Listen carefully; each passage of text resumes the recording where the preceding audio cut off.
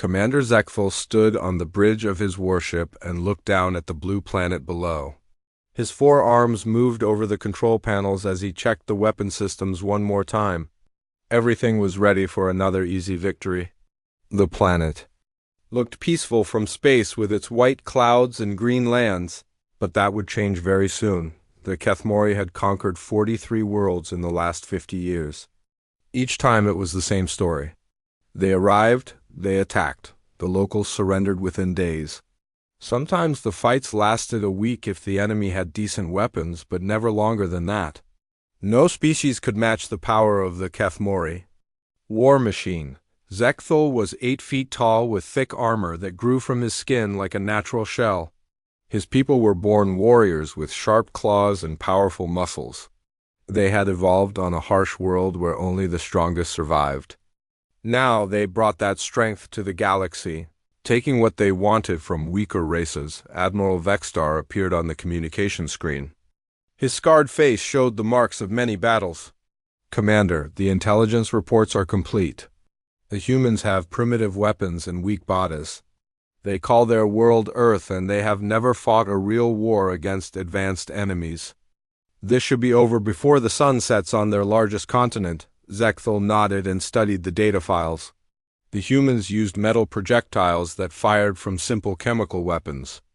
Their fastest ships could barely reach their own moon. They had no energy shields, and their armor was just thin metal plates. Most shocking of all, they only had 2 arms and stood just 6 feet tall on average. They looked fragile and helpless. "What is our target, Admiral?" Zekthal asked. "There is a military base in their desert region. Take 200 warriors and clear it out. Make sure their communications array is destroyed so they cannot call for help from other bases. We want to test their response before we begin the full invasion." Zekthal felt disappointed. He had hoped for a real challenge this time. The last 3 planets had surrendered after seeing just 1 Kethmori battlecruiser. Their leaders had begged for mercy and offered to serve the Empire. It had been boring. He selected his best warriors for the mission. They loaded into the drop ships and began their descent toward the human base. Through the viewports, Zekthal could see the strange rectangular buildings and flat roads that humans used. Everything looked so organized and clean, like a peaceful garden world. The human base sat in the middle of endless sand dunes. It had tall metal fences and guard towers, but these defenses looked like toys compared to Kethmori fortress walls.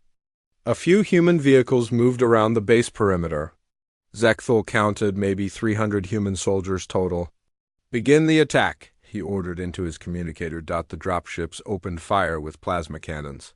The human buildings exploded in bright flashes of light and heat. Human soldiers ran from the burning structures, some on fire, others wounded and bleeding. Their primitive vehicles tried to return fire, but their weapons just bounced off the Kethmori ship hulls without leaving a scratch. Zekthal and his warriors landed in the center of the base. The humans who were still alive tried to fight back with their projectile weapons. The metal bullets hit Kethmori armor and fell harmlessly to the ground. Some warriors laughed as they walked through the human gunfire without slowing down. Within 30 minutes, most of the base was burning, human. Survivors fled into the desert or hid in underground bunkers. Zekthal expected them to surrender at any moment. Every other species had given up when they saw how useless their weapons were. Against Kethmori technology, a wounded human soldier lay against a damaged wall near the communication building. His leg was twisted at an odd angle and blood-covered. His uniform. Zekthal approached him to accept his surrender.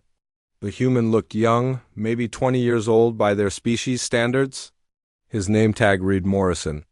"Your resistance is over," Zekthal said in the human language that his translator had learned from their broadcasts. "Surrender now, and your death will be quick." The human looked up at him with strange eyes. There was no fear in them, which surprised Zekthal. Every other species had shown terror when facing Kethmori warriors. Instead, this human's eyes burned with something else. Something cold and angry. "You made a mistake coming here," the human said through bloody teeth. His voice was quiet but steady. "We don't surrender." We adapt? Zekthel felt confused by the response. How could this broken creature still show defiance? His people were defeated, his weapons were useless, his base was destroyed. What could he possibly do now? Your species is weak, Zekthel replied. Accept your fate. The human smiled, and somehow that smile was more disturbing than any scream of fear would have been. Weak? You haven't seen anything yet. We've been fighting each other for thousands of years. We know how to fight dirty, how to fight smart, and how to fight when everything seems hopeless. You just gave us a new enemy to study. Zekthel left the human there and walked away. The battle was won and the mission was complete. But something about those words stayed with him as he prepared his report for Admiral Vextar. The humans were defeated, so why did he feel like something important had just begun? 6 hours had passed since the attack on the human base, and Zekthel was starting to feel uncomfortable. According to every previous invasion, the humans should have contacted him by now to discuss surrender terms. Instead, his communication array had been completely silent except for strange static that seemed to come from everywhere at once. Something was wrong. The base should have been secure by now, but Kethmori patrol units kept reporting odd sounds from the destroyed buildings. Sensors picked up movement in areas that should have been empty. When warriors went to investigate, they found nothing but empty rooms and scattered debris. Lieutenant Grakvin approached Zekthel with a concerned expression. Commander, we have lost contact with Patrol 7. They were checking the underground storage areas and stopped responding 20 minutes ago. Zekthel felt his warrior instincts awakening. Send backup units to find them. Before Grakvin could respond, an explosion shook the ground beneath their feet. Emergency alarms started blaring from the Kethmori Temporary Command Center. Through the smoke and dust, Zekthel saw that one of their heavy war machines was burning. The massive vehicle that could destroy entire city blocks had been reduced to twisted metal and flames. How is this possible? Grakvin demanded. Human weapons cannot penetrate our armor. A female human voice crackled over their communication system. Somehow she had broken into their secured frequency. This is Captain Lisa Rodriguez of the United States Army. You want to know how we did that? We took apart your dead soldiers' equipment and figured out how it works. Turns out your shields have a frequency weakness. Industrial electromagnetic pulse devices can disrupt them if you know the right settings. Zekthel activated his personal communicator. Human female, this is Commander Zekthel. Your resistance is pointless. Surrender now, or we will destroy everything. Rodriguez laughed, and the sound made several Kethmori warriors step backward. Destroy everything? Look around, alien. You already did that. You killed our friends, burned our home, and left us with nothing to lose. That makes us very dangerous. Another explosion echoed across the base. This time it came from the motor pool where the Kethmori had parked their transport vehicles. Through his binoculars, Zekthel saw a human male running away from the burning machines. The human carried what looked like a homemade bomb constructed from base supplies. Patrol teams, converge on the motor pool, Zekthel ordered. Capture that human alive. But when his warriors reached the area, they found only more surprises. The humans had dug tunnels under the base using construction equipment. They were moving through underground passages like deadly shadows, appearing where least expected and vanishing before anyone could respond. A group of humans led by someone called Sergeant Ben Parker emerged from a maintenance tunnel directly behind a Kethmori squad. They threw crude explosives made from fuel and metal fragments. The bombs were not very powerful by Kethmori standards, but they were perfectly placed to damage equipment joints and sensor arrays. These humans fight without honor, Grakvin complained. They hide like cowards instead of facing us in open battle. Zekthel watched the tactical display as more red warning lights appeared. The humans were not fighting like any enemy he had faced before. They did not try to hold ground or protect strategic positions. Instead, they moved constantly, striking weak points and disappearing before counterattacks could be organized. The most disturbing incident happened near the destroyed communication tower. A human mechanic named Tony Russo had somehow gotten control of a fuel transport truck. Instead of trying to escape, he drove the vehicle directly into a Kethmori command walker. The explosion destroyed both the truck and the walking tank. What made it worse was the transmission they intercepted from Russo just before impact. He was not screaming in fear or crying for help. He was laughing like he was having the time of his life. "See you in hell, you ugly bugs," he had said right before the collision. "Commander," came another voice over the communication system. This time it was an older human female who identified herself as Dr. Helen Foster. "You made one very serious mistake when you attacked us. You let us see your technology in action. Now we know how it works, and we're learning fast." Zechthel tried to trace the signal, but it seemed to come from multiple locations at once. "You cannot defeat us, human. We have conquered 43 worlds. Maybe," Foster replied, "but I bet none of those other worlds had 30,000 years of experience fighting each other. We've been perfecting the art of war since we lived. In caves, we know every dirty trick, every desperate tactic, every way to turn weakness into strength, and now we have alien technology to work with." As if to prove her point, the base lighting system suddenly went dark. Emergency power kicked in a few seconds later, but the brief blackout showed how vulnerable the Kethmori position had become. The humans had somehow gained access to the base power grid. Night was falling over the desert, and Zechthel realized that his simple mission had become something much more complicated. The humans were not surrendering. They were learning, adapting, and fighting back with increasing effectiveness. "All units, establish defensive perimeters," he ordered. "No more patrols until morning. We wait for reinforcements." But even as he gave the command, Zechthel knew that waiting might not help. The humans had already proven they could turn their own base into a weapon against its occupiers. Every room cleared might contain new traps. Every piece of equipment left behind might become a bomb. The wounded human soldier Morrison had been right about one thing. These humans definitely knew how to adapt, and that made them far more dangerous than any enemy the Kethmori had faced before. The news from the Nevada base spread across Earth faster than Zechthel could have imagined.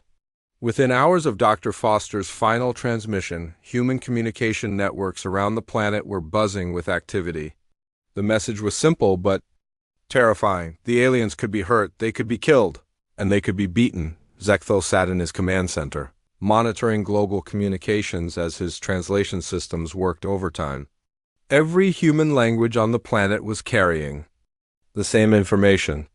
Technical specifications about Kethmori shield frequencies, tactical observations about their movement patterns, and most importantly, proof that the seemingly invincible invaders were not invincible at all. In New York City, an engineer named Carl Watson was already putting the information to work. He had somehow accessed a crashed Kethmori dropship and was broadcasting step-by-step instructions for building electromagnetic pulse weapons using common electronics, radio parts, car batteries, and copper wire, Watson explained to anyone listening. "Build it like this and their shields go down just like ours did." Admiral Vextar appeared on Zechthel's communication screen. His expression was darker than usual. "Commander, we are receiving disturbing reports from advanced scouts across the planet.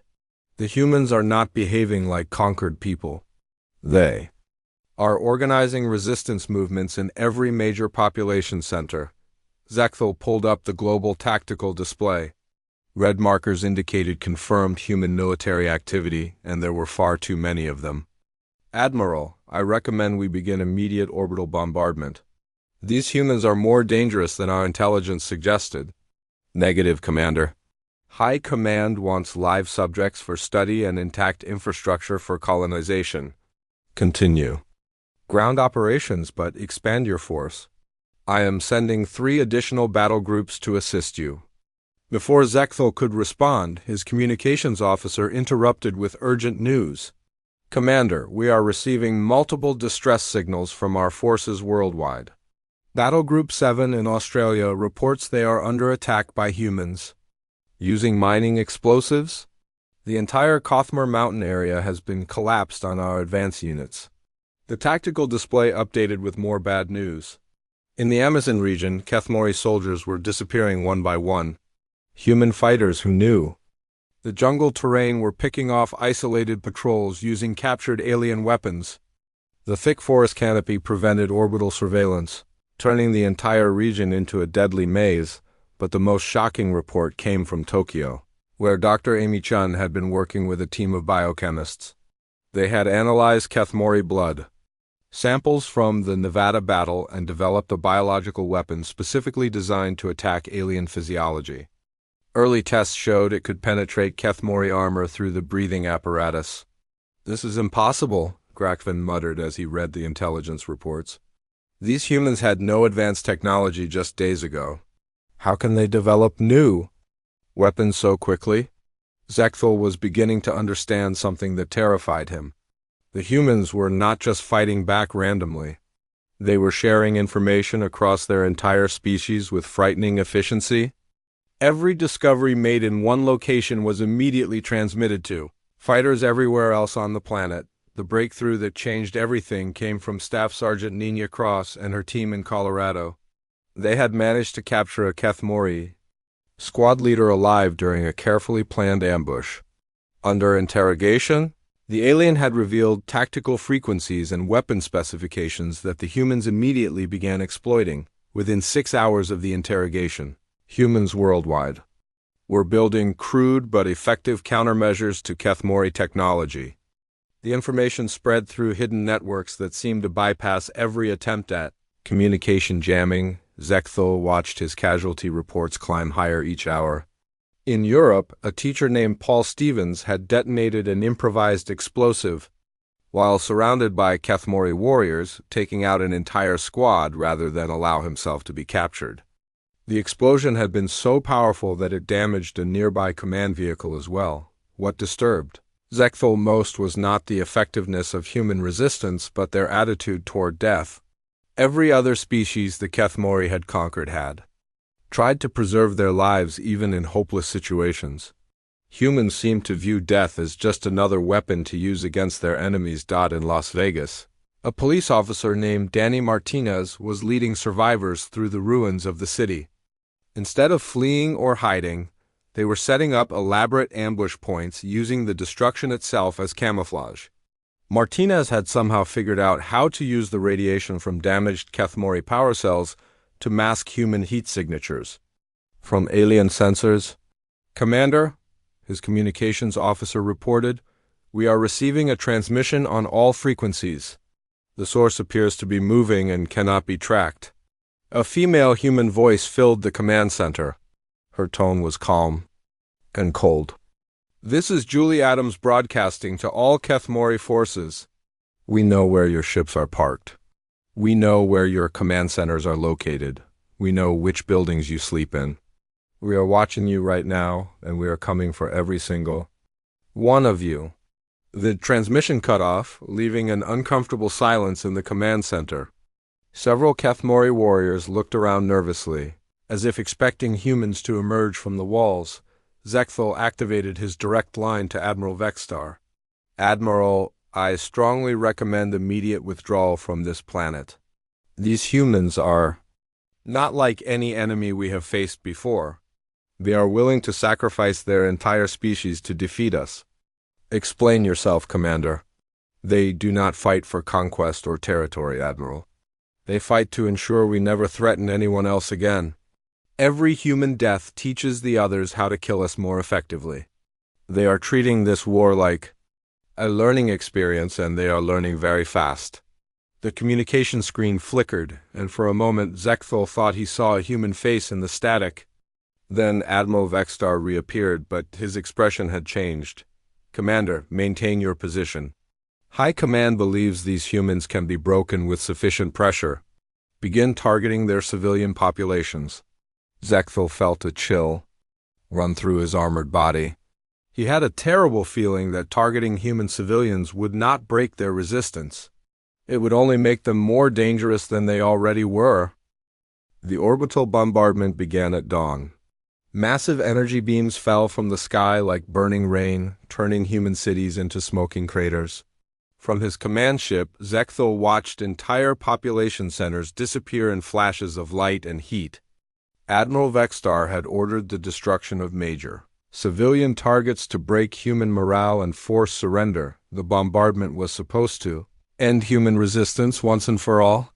Instead, it created something far worse than anything Zechthel had ever encountered.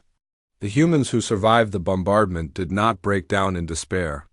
They became something else entirely, something that moved through the wasteland like living nightmares. 3 days after the bombardment, Zechthel received his first report of what the humans had become. A Kethmori patrol in the ruins of Las Vegas had been found dead, their weapons missing and their bodies arranged in a pattern that spelled out words in the human language. The message was simple: we are still here. Gani Martinez had survived the destruction of his city by hiding in underground tunnels with a group of other police officers and firefighters. But the radiation and devastation had changed them. They moved through the radioactive ruins like ghosts, using the contamination itself to hide from Kethmori sensors. The radiation that should have killed them only made them harder to detect and more desperate to fight. "Commander," Lieutenant Grakvin reported nervously, "the humans in the devastated zones are using tactics we cannot counter. They appear in areas our scanners show as completely dead, strike our patrols, and vanish again. Our warriors are becoming afraid to venture into the bombed regions." Zechthel studied the tactical reports with growing unease. The humans were not just surviving in conditions that should have been lethal, they were thriving in them. A physicist named Dr. Kevin Taylor had somehow figured out how to overload Kethmori power cells using parts salvaged from destroyed alien equipment. Every piece of technology the Kethmori abandoned became a weapon in human hands, but it was the psychological warfare that truly disturbed the Kethmori forces. The humans had learned their language completely and were broadcasting messages directly into every communication channel. A woman named Julie Adams had become the voice of human resistance, and her words haunted every frequency. "Attention, Kethmori warriors," her voice would whisper through their helmet speakers. "Look around you. See how your friends are disappearing? One by one, see how your mighty weapons fail you in our world. We know where you are. We know when you sleep. We know which one of you will die next." The broadcasts were becoming more sophisticated each day. Humans were not just intercepting Kethmori communications, but actively hacking into their computer systems. An engineer named Carl Watson had somehow broken into the navigation computers of 3 dropships, causing them to crash into each other during a routine patrol flight. Zechthel found himself commanding warriors who jumped at shadows and questioned every order.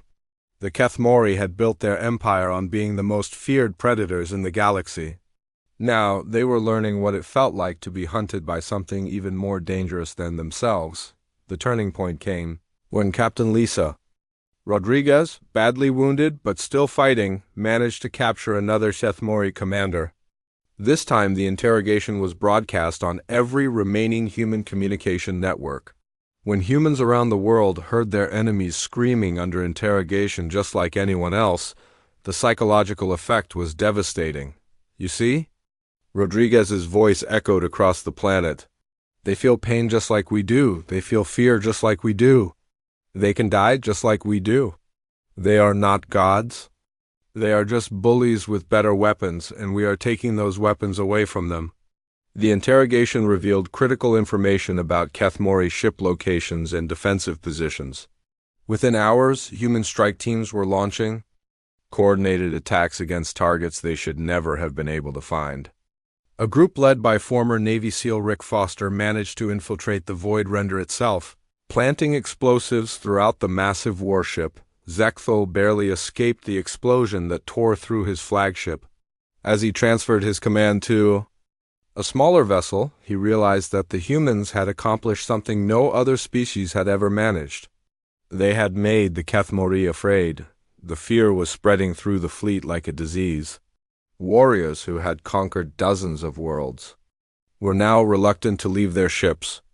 Every mission to the surface resulted in casualties that could not be explained by human technology or tactics. The humans were fighting with a desperation and creativity that defied all military logic. Dr. Amy Chun's biological weapons were proving Especially effective. Kethmori soldiers were dying from diseases that attacked their specific physiology, often hours after exposure. The invisible killer spread through air filtration systems and contaminated water supplies, making every breath a potential death sentence. But the most terrifying development was how quickly humans were adapting captured Kethmori technology. A mechanic named Steve Johnson had taken apart a damaged fighter craft and figured out how to rebuild it with human modifications. Within weeks, humans were flying alien ships against their creators, using superior knowledge of local terrain. To outmaneuver vastly superior technology, Zechthel sent urgent messages to Admiral Vextar requesting immediate evacuation.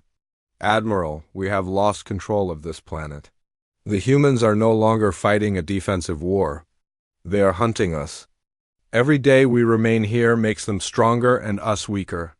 "Impossible, Commander. They are primitives with crude weapons." "Admiral, these primitives have turned our own technology against us. They learn from every mistake we make and every victory they achieve. They are not trying to survive anymore. They are trying to ensure we never threaten anyone else again." The final proof came when Commander Kate Sullivan led a human team that captured a Kethmori communications officer. Under interrogation, he was forced to broadcast surrender terms to the entire fleet. The terms were simple and terrifying: leave Earth immediately, or every human on the planet would dedicate their lives to hunting down Kethmori. Throughout the galaxy, the threat was not empty. The humans had captured enough alien technology to build their own starships. They had learned enough about Kethmori weaknesses to be effective hunters. And they had proven beyond any doubt that they would never stop fighting until their enemies were completely destroyed. For the first time in Kethmori history, Admiral Vextar ordered a full retreat from a primitive world. 3 months after the invasion began, the impossible had happened. The humans were winning. Not just surviving or resisting, but actually pushing the Kethmori forces off their planet through sheer determination and terrifying adaptability. Zechthel stood in what remained of his command center, watching the tactical display show one defeat after another. Red markers indicated lost positions, destroyed ships, and missing patrol units. The blue markers representing human forces seemed to multiply every day, spreading across the planet like an unstoppable infection. The humans had turned Earth into a graveyard for Kethmori technology and personnel. Every advantage the alien invaders had possessed was being systematically studied, copied, and improved upon. A mechanic named Steve Johnson had somehow captured an intact Kethmori fighter during a daring raid on a landing facility. Within 2 weeks, humans were flying squadrons of modified alien ships with their own pilots at the controls. Lieutenant Grakvin approached with the daily casualty report, his usual confidence replaced by obvious fear. "Commander, we have lost another supply convoy to human raiders. They struck the vehicles using our own plasma weapons and disappeared before our response teams could engage. Total losses for this week now exceed our replacement capacity." Zechthel nodded grimly. The humans had stopped fighting like desperate survivors and started fighting like apex predators. They no longer waited for Kethmori forces to attack. Instead, they hunted alien patrols through the ruins of their cities, using superior knowledge of local terrain to set up perfect ambush. The resistance had evolved into something beyond military strategy. It had become a collective organism dedicated to a single purpose: making sure the Kethmori never threatened anyone ever again. Information flowed between human groups with impossible speed. A tactical discovery made by Dr. Lavra Green in her underground laboratory beneath ruined Chicago would reach fighters in the Australian wasteland within hours. What terrified Zechthel most was how the humans had learned to think like Kethmori while retaining their own savage advantages. They understood alien technology better than many Kethmori engineers, but they applied it with human creativity and ruthlessness that no alien strategist could predict. Captain Lisa Rodriguez had become something like a human war goddess, leading coordinated strikes against targets across multiple continents. Her forces moved with precision that rivaled elite Kethmori units, but they fought with a desperation that made them infinitely more dangerous. They were not fighting for conquest or glory. They were fighting for the survival of everything they had ever loved. The most devastating example came when former Navy SEAL Rick Foster led a team deep into Kethmori-controlled territory. They had somehow acquired detailed blueprints of alien ship designs and used that knowledge to plant explosives in exactly the right locations to cause catastrophic system failures. 3 major warships were destroyed in what appeared to be accidents, but were actually perfectly executed sabotage missions. "Commander," his communications officer reported with a trembling voice, "we are receiving another broadcast from the human resistance. The signal is being transmitted from orbit." Zechthel felt his blood freeze. From orbit, that is impossible. Humans do not have spacefaring technology. The main screen activated to show a human female in what appeared to be a modified Kethmori uniform. She identified herself as Admiral Kate Sullivan of the Human Defense Fleet. Behind her, the interior of what was clearly a captured and rebuilt Kethmori cruiser was visible. "Attention Kethmori forces," Sullivan announced calmly. "This is your final warning. You have 24 hours to evacuate Earth and surrounding space. Any alien vessel remaining in our system after that deadline will be destroyed. We now have the technology and the will to hunt you across the galaxy if necessary." The transmission cut off, leaving Zechthel staring at a blank screen. Somehow, impossibly, the humans had not only captured Kethmori ships, but had learned to operate them effectively enough to reach orbit. They were no longer trapped on their planet. They had become a spacefaring threat. Admiral Vextar's image appeared on the emergency communication channel. His expression showed the strain of recent defeats. "Commander, High Command is ordering immediate withdrawal from the Earth system. Intelligence reports indicate that human forces have gained access to our navigation databases and star charts. They know the locations of our colonies and supply bases." "Admiral, how is such a thing possible?" "We destroyed their major cities and military installations. It appears we underestimated their capacity for survival and adaptation, Commander. These humans have proven they can thrive in conditions that would destroy any other species we have encountered.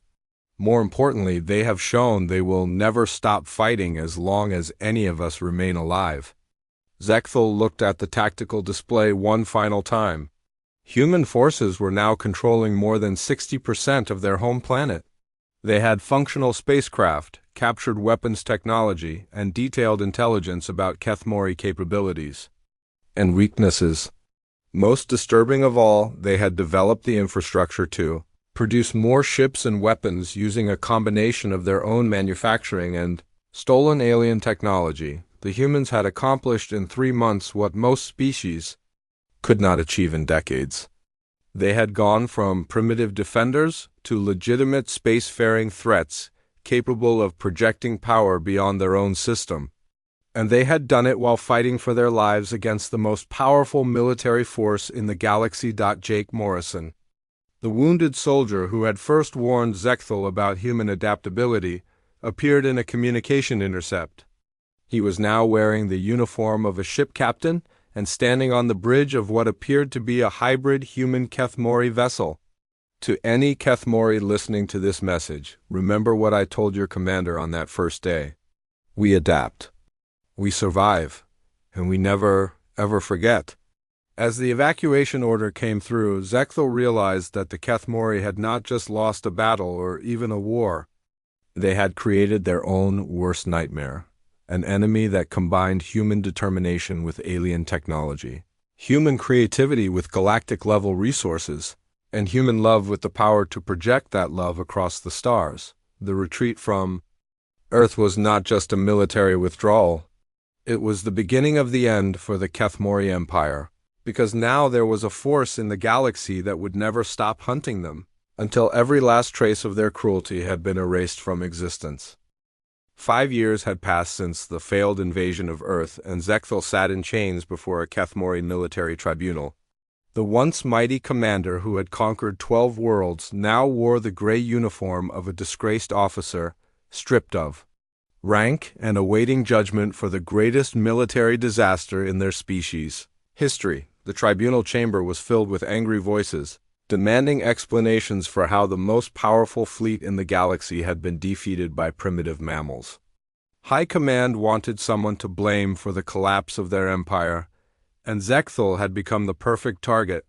"Explain to this tribunal," demanded General Freshcall, "how you allowed a species with no space technology to drive our forces from their world and capture enough ships to threaten our colonies." Zekthul looked up at his accusers with tired eyes. "Honorable generals, you still do not understand what we faced on Earth.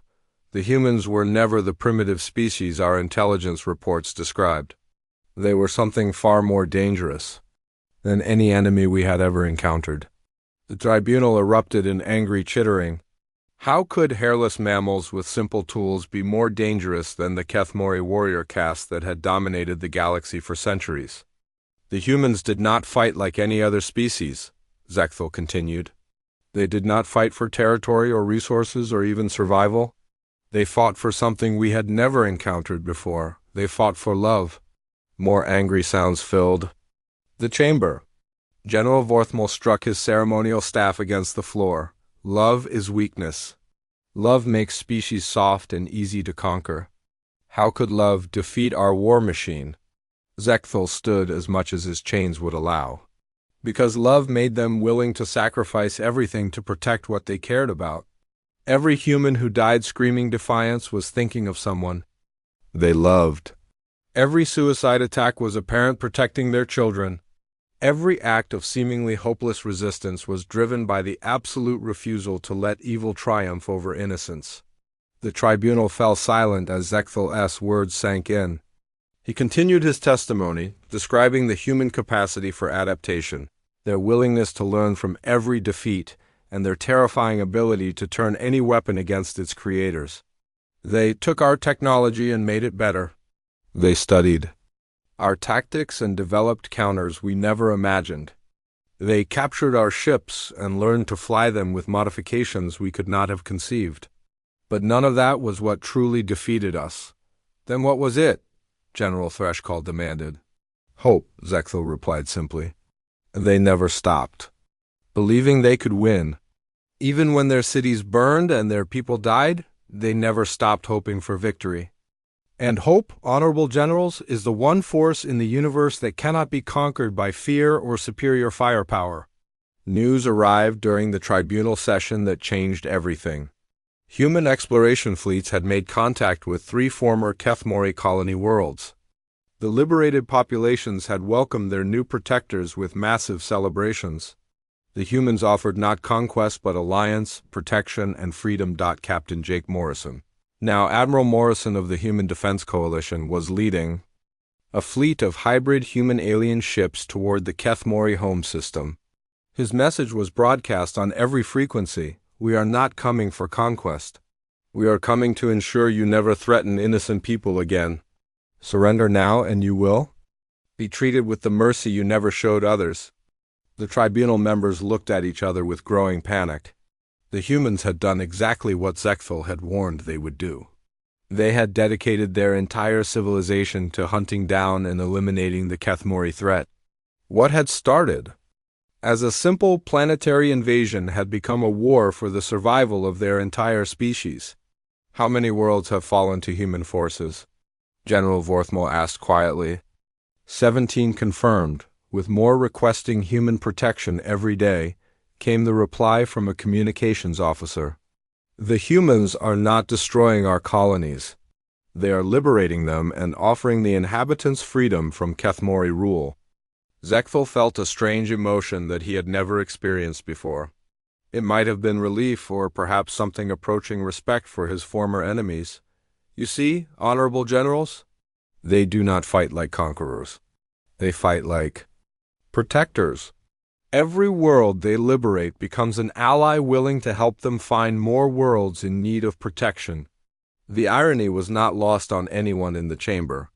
The Kethmori had built their empire on fear and domination, forcing obedience through superior firepower and ruthless punishment.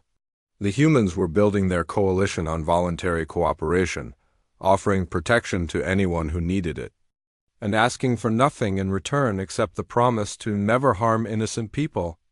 What will they do when they reach our home system? General Threscall asked. Ze Cathel considered the question carefully.